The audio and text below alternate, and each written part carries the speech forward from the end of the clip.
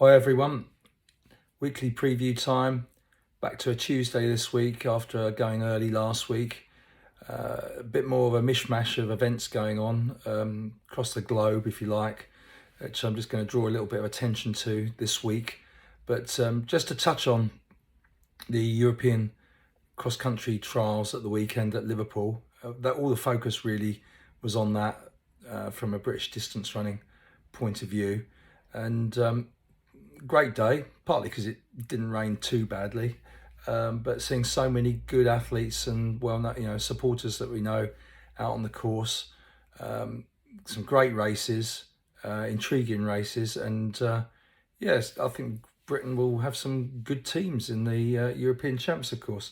I thought about waiting until the announcement came out of the teams, which is due later today, which is Tuesday, the 29th of November. But I thought I could be waiting all day before British Athletics put the teams out because there's probably a few awkward decisions to make. But I'll just pick out the seniors actually, and the definite because they finished in automatic qualifying spots. On the 1500 metre relay, we've got James Hennigan and Callum Elson, plus Reve Walcott-Nolan and Kai Malanga.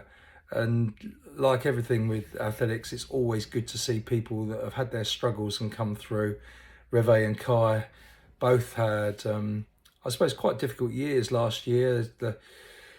The illnesses and injuries and transitions to with their life in athletics. So both that's good. And James Hennigan apparently down at Cardiff training as a doctor. James Thie, his coach, told me, and James was announcing on Saturday, so that was very exciting for them with James Hennigan getting his first GB vest, and Callum Elson, who's been on the fringes now for most of this year with some great performances, the Cambridge and Coleridge athlete, getting his first GB vest. So always quite heartwarming to see people stepping up like that or coming back to good form.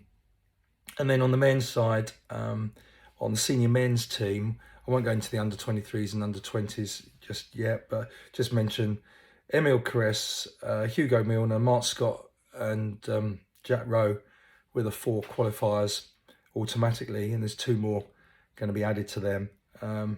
Not many people would have picked Hugo Milner to finish second amongst that field, so well done to him, and shows that triathlon training can really benefit some runners as well.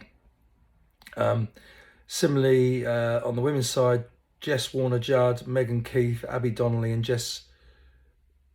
It wasn't Jess Given, who was it? It was 4th was, and I should have done this bit better, Amy Eloise Markov. So they were the top 4 there, and I'd be intrigued to know if anyone predicted Hugo Milner in the men's and Megan Keith in the women's to finish in the top couple of spaces in their races, but well done to everybody there. Couple of things as an aside. Emil Caress, apparently a couple of our lads from Tunbridge were warming up, came across Emil, who was doing his warm-up, and they joined him in for a bit of the jog, and he was really pleasant, encouraging to them, and even pointed out to one of them now, well, he'd recognised he'd been running and racing this year, which I thought was a nice touch. And we don't get many sports where the top people can mix with up-and-coming athletes quite so readily, or sports people quite so readily, and giving them words of encouragement. And I think that's one of the great things about our sport. There's some very humble people out there willing to, mix with us all and encourage everybody. So that is terrific. Also, the week before, we had the Sunday podcast team putting out a YouTube clip of Mark Scott training, and Mark strikes me as a very straightforward athlete, just says how it is. So worth watching that YouTube clip of him training a week or so before the trials at Bushy Park. So a couple of things there. Then let's go on to this week. So it's December on, Thursday, and there's quite a bit going on through to Sunday. I'll start with the big one, perhaps, where a lot of focus will be this weekend, which is the Valencia Marathon, where a lot of the top guys and girls will be racing. Start time I think is 8:15 local time, 9:15 UK time. I think there is a live stream on FlowTrack. Sod's law, I've finished my subscription with FlowTrack, but with what I'm seeing now, I might have to put it back in place, because there's a couple of, even this weekend, a couple of good events being shown on FlowTrack. Plenty of Ethiopians and Kenyans at the headlining the elite fields there. There's the Ethiopians Mola and Tola on the men's have both done 2:03, and some 57, 58-minute half marathon runners making their marathon debuts. The women's race has 3 sub-2:20 races, but I think Lensabet Gidey from Ethiopia will be where the focus of attention is, having run 62 minutes for a half marathon. She could obliterate the world record if it comes together for her over the full distance. So look out for that. I would check Watch Athletics website just to see whether there is going to be any other sort of streaming other than FlowTrack for the event. Keep an eye out on that, because that might be worth watching on Sunday morning. In the UK, we've got things like the English Schools Cross Country Cup Final at Leeds Grammar School on Saturday. Various road races like the Victory 5, Perivale 5, all on Run Britain. You can find them there. There's Veterans Championships. We've got the County Kent Veterans Championships down at Dartford on Saturday.